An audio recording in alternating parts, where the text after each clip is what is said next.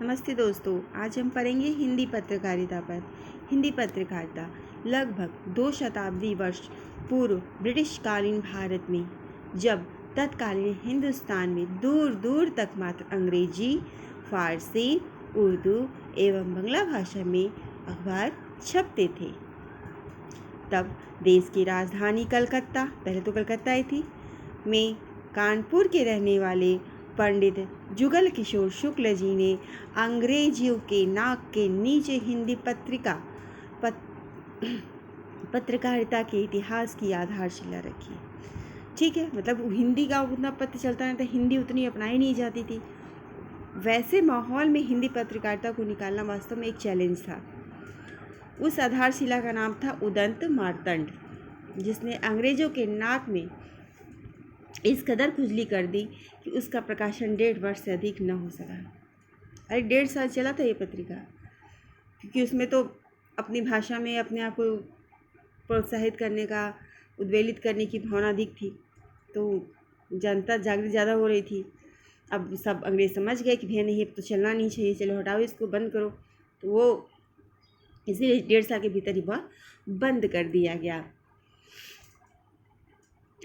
पहला अंक इसका जो उदंत मार्तंड का था वह 30 मई 1826 को निकला था, और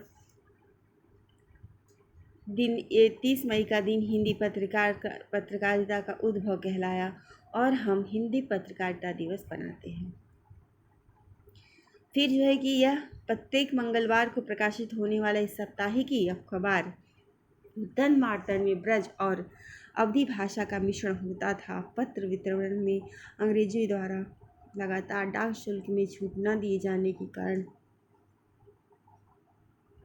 इसका 79वां और आखिरी अंक दिसंबर 1827 में प्रकाशित हुआ। इस समाचार पत्र अब बस इतना ही, लेकिन इम्पॉर्टेंट क्लू बता दें तो इम्पॉर्टेंट में यही रहेगा कि ये पहली बात तो हिंदी का पहला मतलब कि जो पत्र है वो कहाँ से निकला था, इसके संपादक कौन थे, तो आचार्य यह शुक्ल जी थे, और क्या जुगल किशोर। और उसके बाद फिर जो है कि किस दिन निकलता था, तो मंगलवार को।